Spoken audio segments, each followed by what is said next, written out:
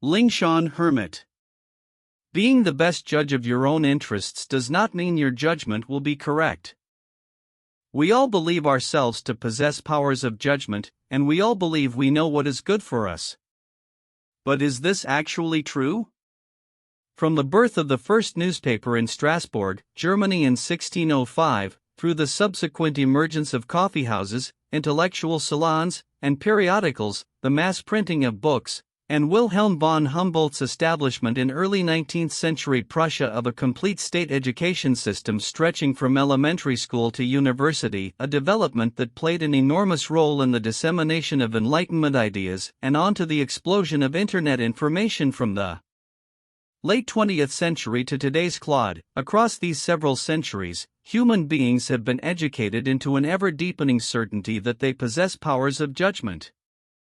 And one of the foundations upon which they base this certainty is that they have been educated, that they carry far more learning and worldly knowledge than their ancestors. Over the past 100-odd years, the mass spread of literacy and education has led many people to feel that they are categorically different from their forebears. They can access information that was entirely beyond their ancestors' reach. They know calculus, they know how the universe was born, they have watched cremations in Varanasi and ridden the Shinkansen in Japan, they know about Björk and pop art, they know that octopuses have 3 hearts, and they know who Arundhati Roy is. They have been trained always to look for evidence, to demand that things be reproducible, to insist on double-blind experiments and independent critical thinking.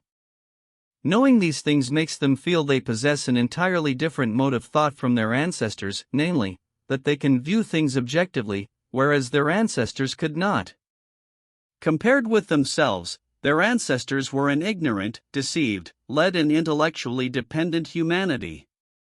And since they have read Kant's Critique of Pure Reason and Sagan's The Demon-Haunted World, they feel that not only do they have the capacity to think, but, more importantly, they also know how to question. So they can view the world rationally, can believe what ought to be believed and disbelieve what ought not to be believed, and can see through the stratagems of others without being taken in. Educated, rational, capable both of thinking and of questioning, the simultaneous presence of these two capacities gives rise in them to the illusion that they possess independent powers of thought and judgment. This is one of the greatest illusions that modern people universally harbor. How then can they know that their so-called thinking is in fact nothing more than thinking along lines that others have designed for them, merely a rearrangement of previously absorbed opinions? And their much prided spirit of questioning, in truth, only ever applies to traditional things. Toward those who founded the entire system within which they operate, they have never genuinely questioned at all. I do not say they do not question, of course they question their predecessors. But their questioning is always confined to correction and extension within boundaries set by those predecessors, never fundamental overturning and negation. For instance, they never question whether the self actually exists, never question the meaning of freedom, never question individual rights, never question rationality or equality. These are their foundational philosophical cornerstones, and so they never face questioning. And much of what they have learned, the knowledge with which they judge the world, is in fact wrong. For example, most people's understanding of the physical world still rests broadly at the level of Mark Twain's era rather than at the height of quantum mechanics, still at the level of Newtonian classical physics understanding of the world. From the standpoint of quantum mechanics, Buddhism's description of the microphysical world is extraordinarily precise. Yes, that Buddhism, the one you consider backward and primitive. But from Buddhism's standpoint, quantum mechanics' understanding of the world still belongs to an elementary level of cognition, which is to say, science expended enormous effort, traveled an enormous detour, and ultimately arrived only at the heels of Buddhism. Both our understanding of the world and the entire operating system of the modern world are in truth built upon the understanding, the cognition, and the writings of several dozen people who did not fully comprehend the world themselves, built upon the thinking of Machiavelli, Thomas Hobbes, Mill, Jeremy Bentham, Max Weber, Adam Smith, Markowitz. We trust these people's judgments of the world and the new world system they inaugurated, we trust the prescriptions they wrote for escaping suffering, we trust in democratic institutions, in individual rights, we trust that the world can be observed, measured, experimented upon, explained, and transformed. They made us believe that we can judge right from wrong, that we can master our own lives, but reality quickly struck back against us. Our understanding is frequently shattered by reality. And all of this can serve as clear evidence that we do not truly understand the world. But we ordinarily do not interpret this as meaning that our understanding of the world has gone wrong, or that Western civilization as a whole has gone wrong. Though we are regularly knocked to the ground, we still firmly believe in our own powers of judgment, trust our own judgment, and trust that the great Western thinkers could not have been mistaken. This arises because most of us are fond of self-deception. Our systems of self-deception do not allow us to consider ourselves incapable, do not allow us to discover the vast unknown gaps that exist within our systems of knowledge. We therefore need to incorporate everything into what is already known. For instance, we will convince ourselves that those uncanny social media videos, in which children are lifted by invisible forces, chairs suddenly move on their own, must have been staged rather than genuinely supernatural. We will diligently hunt for flaws in the footage to reassure ourselves.